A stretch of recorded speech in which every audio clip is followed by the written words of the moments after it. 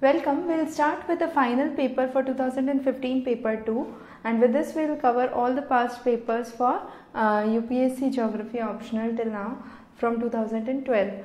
Now the first question again on map locations is mentioned in the previous lectures as well. All the map locations from 1997 to 2015 have been covered at this website, so you can just go ahead and view all the map locations. The next is, why is pharma industry located mainly in the western part of India? Now, however, Gujarat is a state which has only 4% of the population but 40% of the manufacturing of medicines in this region. There are few major factors that attribute to it. The first is pharmaceuticals is a footloose industry. There are two types of pharmaceutical industries. One is active productions and other is formulations. So you have the APIs and the formulations. So there has been an increase in around 40% in the active industries and 60% in the formulation industries. The region offers tax holidays as one of the incentives. On the western sides, you have skilled manpower, good connectivity in form of railways, ship transportation by ocean. You have roadways and airways as well. There is a kind of temporal trait or a historical background of entrepreneurship development. There has been an ease of doing business, getting licenses is easy. And also it is close to numerous petrochemical hubs where they can get their raw materials from and the compounds from, and also it is close to the financial capital of India. So these are some of the major reasons that accrue to location of pharma industries on the western coast. Now next is pattern of winter rainfall. We have covered this on the class on Indian monsoon. Now just a repetition of that, the winter rainfall is mainly governed by the retreating monsoon. It's also known as the northeastern monsoon. So you have the northeastern winds that flow, which causes reversal of monsoon. So most of them are dry because they are coming from the land mass, but you have the Bay of Bengal branch that picks up moisture and particularly provides heavy rainfall at the coast of Tamil Nadu, which is good for rabi crops and the plantation crops as well.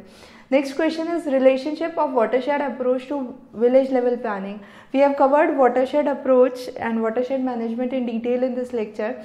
Also, to bring to your notice, it's important that watershed approach to village level planning is a kind of integrated cross-sectoral approach. That means you are working across sectors and linking or connecting ideas across sectors. So under this you are recognizing 5 capital assets, that's human capital, natural capital, financial, social and physical resources. So all those are intermingled or united under one roof in this concept. The next is, how does natural vegetation affect formation of in situ soils? Now there are various causes that we can explain here. First of all, the natural vegetation when grows, you have plant debris that comes up, and that plant debris is important for soil formation. You have the organic manure that is formed from it. Again, the type of root system that the plant has governs the vegetation and the formation of soil. So you have either the taproot system which goes too deep into the soil, as in the case of eucalyptus, or you have a kind of fibrous root network as in the case of spinach or major herbs and shrubs. So the next question is geographical distribution of groundwater resources in India and how serious the depletion can be in recent decades. Now if we talk about groundwater resources, we can classify it under 3 heads: unconsolidated, consolidated and hilly. So hilly is found mainly in the hilly areas. You have low water storage capacities. Unconsolidated is found mainly on the plain, the coastal areas, the Indo-Gangetic plain and the desert area. There are various reasons for it. You have a good extensive aquifer that is present on the coastal area. Under the Indo-Gangetic plain, you have numerous reservoirs and good recharge capability. However, under the desert area, you have negligible recharge, but you have greater depths that are available.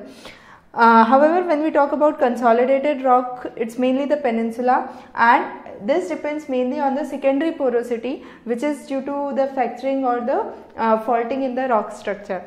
Now recently you have the grey zones that have been declared mainly in the parts of Punjab and Haryana and northwest India. The major reasons occur to the problems related to urbanization, more demand of water for agriculture and industrial use.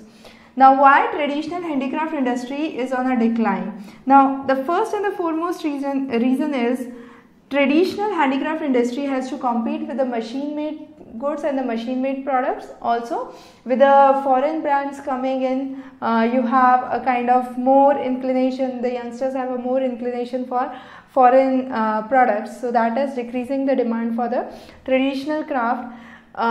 They also have obsolete technology. They are not well equipped, so those are again some of the reasons why traditional handicraft is on the decline. And slowly and gradually there has been decrease in the patronage of Nawabs and kings and rulers. So this has also led to decline of traditional crafts. Now explain how modernization of agriculture is affected by unfavorable institutional factors. Now as we know, India, you have more than 82% of the land which is under small and marginal farmers which have less than 2 hectares of land. With such a small proportion of land, it's not viable to kind of bring in technology or machines or tractors into it.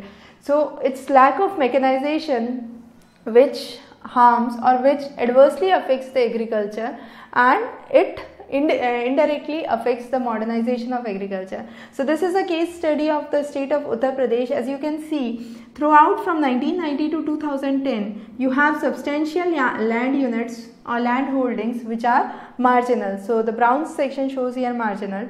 Again, when we talk about the share of the area that's operated by various landholders, you have maximum landholders which are marginal, small and semi-marginal in nature.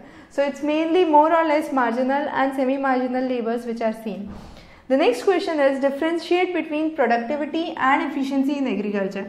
Now I have a simple example to help you understand here. If you have two firms, let's say firm A and B, you have use of raw material, labor, capital and the final produce that is generated. So let's say this uses 5, 3, 2 and produces 6 units. However, it uses 10, 6, 8 and produces only 5 units. Now if I talk about efficiency, I will definitely say firm A is more efficient because it is using less of raw material per capita to produce the output.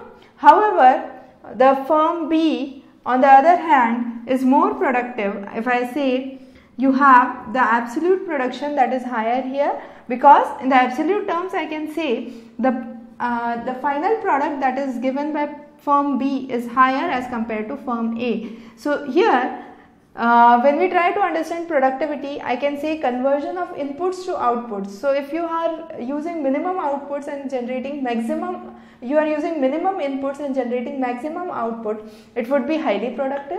On the other hand, efficiency implies doing things in a rightful manner. So ultimately what is important here is the ultimate, sorry, I got the wrong way. So ultimately this is the productivity which is governed by B. However, A shows the efficiency which shows with a minimum requirement you are producing a good amount of output. However, when we talk about efficiency, we talk about doing the things in a right way. So you have minimum amount of input that goes in and you have maximum amount that could be produced with that minimum input. However, with efficiency, that is with the efficiency, for productivity, it's ultimately how much output is generated in the field. So this is the total output which is much higher as compared to firm B. So ultimately I can say firm B is more productive as compared to firm A. Okay.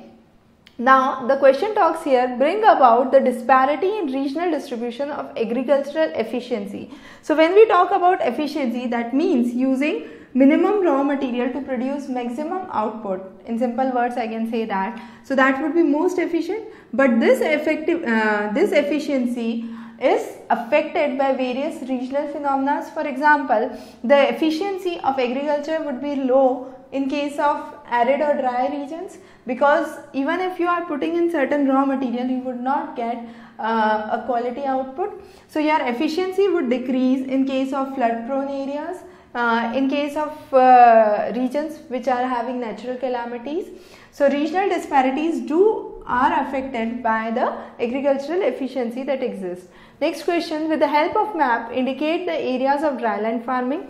Now, when we talk about dryland farming, it's mainly the arid areas that we focus upon. You have 5 states in India which have the highest rate of farmer suicide, which is mainly Maharashtra, Andhra Pradesh, Karnataka, Madhya Pradesh and Kerala, and to some extent you have Odisha. The major issues related to it are failure of crop, family issues, debt burden, you have crashing of the prices. Now genetically modified crops are coming in which are higher in price, and as a result farmers cannot avail them. Failure of bore wells and insufficient water table.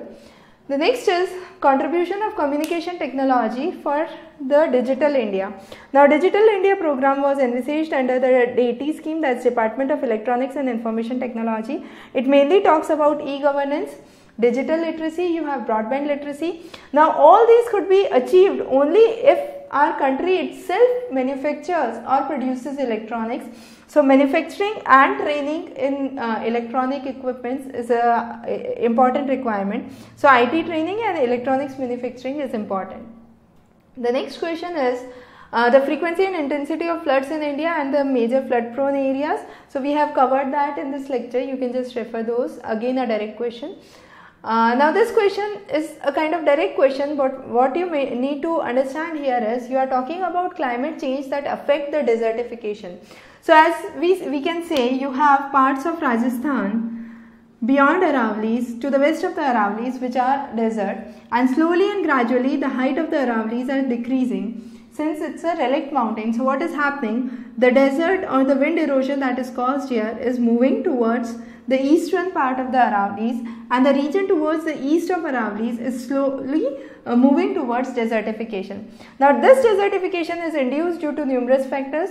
First is deforestation or cutting of trees.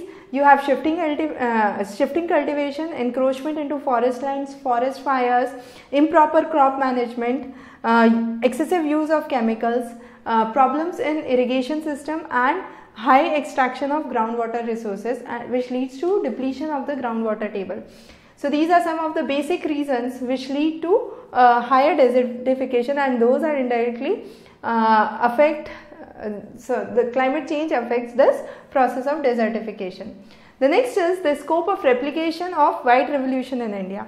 Now this question is a kind of tricky question because we have to start, however, with understanding the white revolution, the breakthrough developments made by Verghese Kurian, the Operation Flood of 1970s, how it raised the income of an individual, it created alternate sources of income and reduced the dependence on agriculture and the basic source of livelihood. However, this model was in February 2015, there was an idea proposed to replicate this model which talked about bringing an IT revolution into the rural areas, and that IT revolution should be in the form of a kind of cooperative project as done for the case of white revolution, specifically if we talk about the case study of Amul in Anand. So you have nearly 7 lakh kilometers of optic cables that are proposed to be laid in next 3 years to connect nearly 2.5 lakh villages with high speed internet. It would also decrease the import on electronics, because in India you have electronics as the second highest imports after the crude oil, and also you would have establishment of electronic clusters which would be at a 25% incentive on investment done by government. Then again a map location question, you can refer the link. 8-6 pyramid, a direct question on population pyramid, you can watch this video. Monofunctional towns, we have already talked about functional classification of towns, and we have talked how single functioning towns are more vulnerable as compared to multifunctional towns, because multifunctional towns provide more diversity and more options for growth, not only in one field. Even if that one field is exhausted, you have options and opportunities in the other field. So the town exactly does not become a ghost town later on. So we have discussed those in this lecture.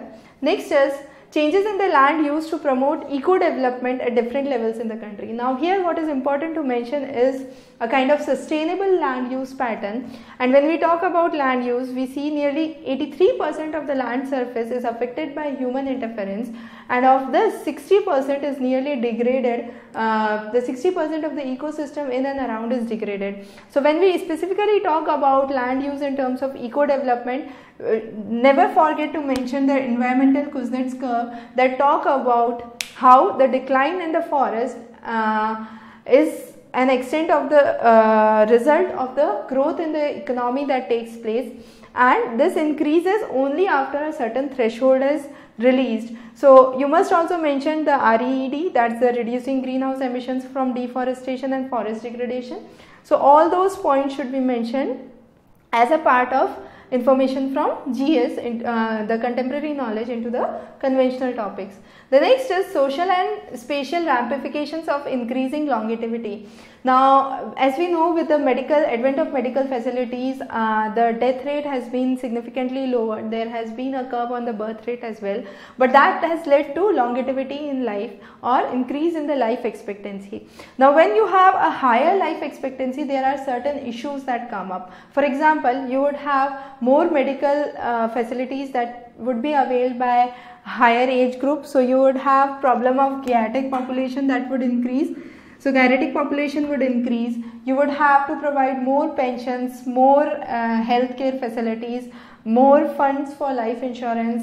So the government should adjust accordingly with the current framework, keeping in mind the future framework. So it's suggested by 2045 people who are 60 years and older would be higher than the number of children, and that would happen for the first time in the world.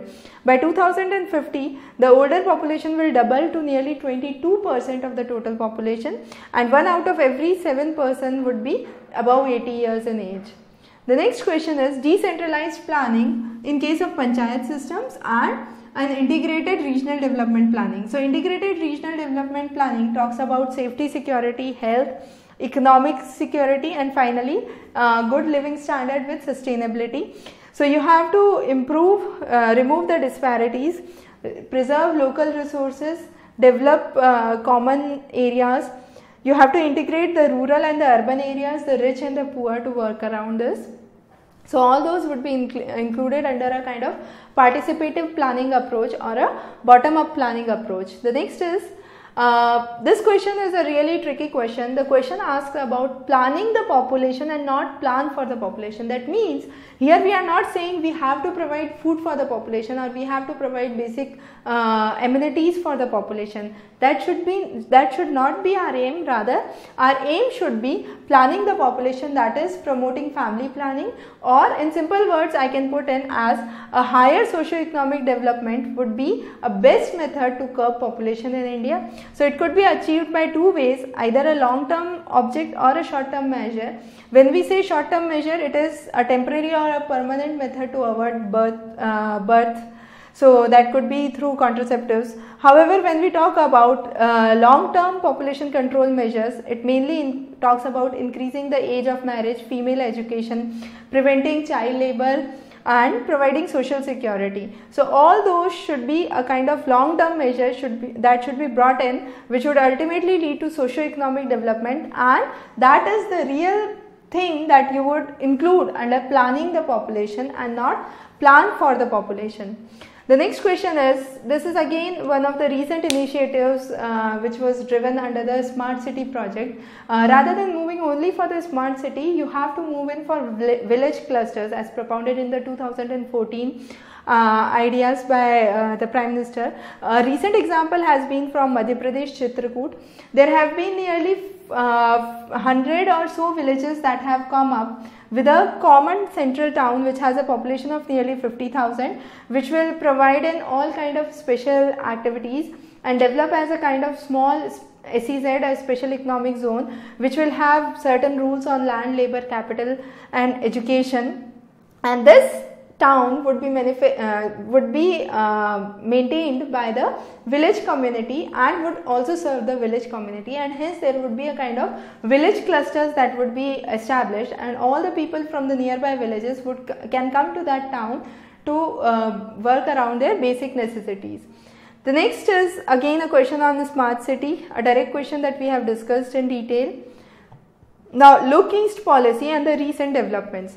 So, Look East policy talks about policy changes which talks about mainly with the Southeast Asian countries and Asian countries in particular. It started in 1992. So, it has three major focus: renew the political context, the economic interactions and the defense and strategy. So, there is a need to change from look east to act east, as was propounded in a few of the recent debates.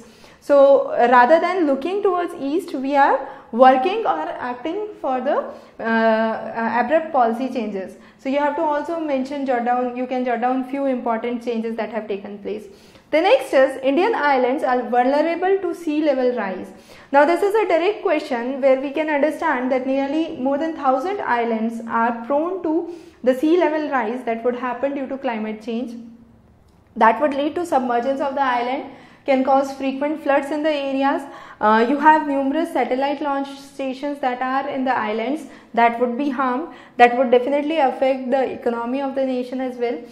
And so, to curb those, you have the Island Protection Zone in 2011 that has been released, and you have a kind of region close to the coastal areas along with the islands that have been closely monitored under the IPZ program. The most vulnerable region in India is, however, the coral reef regions of Lakshadweep Island. The next is multi-level planning and 73rd and 74th amendment. So, 73rd talks about panchayat, 74th talks about municipalities, and together they talk about democratic decentralization and bottom-up approach rather than a top-down planning approach. The main focus is local self-governance. So, once the local bodies are empowered, they can bring in changes to the center. So, the two are the basic ideas, that's economic development and providing social justice to the people. Balwant Rai Mehta committee was the first that laid the foundation or the ideas for this, which introduced three-tier system after the Ashok Mehta committee, and led to the ideas of planning, which were from a kind of top-down approach and a participative planning in nature. Give a recent account of river water disputes related to Krishna River. Now, this falls under the Interstate River Water Dispute 1956 Act, where you have the affected states which are Karnataka, Maharashtra, Telangana and Andhra Pradesh. The major issue is sharing of the water. As a result, you have the Krishna Water Disputes Tribunal that has been set up in two phases, 1 and 2. However, after Telangana got a separate state, became a separate state, it is further demanding a fresh tribunal after the separation, so as to work around the water requirements for the Telangana state. So, you have to mention all those in detail. Now, the next is outline the government of India's strategy for conservation of Western Ghats. You have to start with why Western Ghats are important. It is among the 8 hottest hotspots of biodiversity in the world, with nearly 325 globally threatened species which are unique to Western Ghats. You had Gadgil report and Kasturi Ranjan reports that have come up. Under the 2011 report, it was propounded that Western Ghats should be declared as ecologically sensitive areas, and you should have a Western Ghat Ecology Authority that should be established to monitor the region. However, under Kasturi Ranjan report, they talked about total ban on the mining quarrying activities within 6,000 km squares of the Western Ghat region. So, with this we cover the paper 2 for 2015. Will be covering further topics that relate to geography in our further lectures. You can subscribe to our lectures for more updates. Have a good day ahead.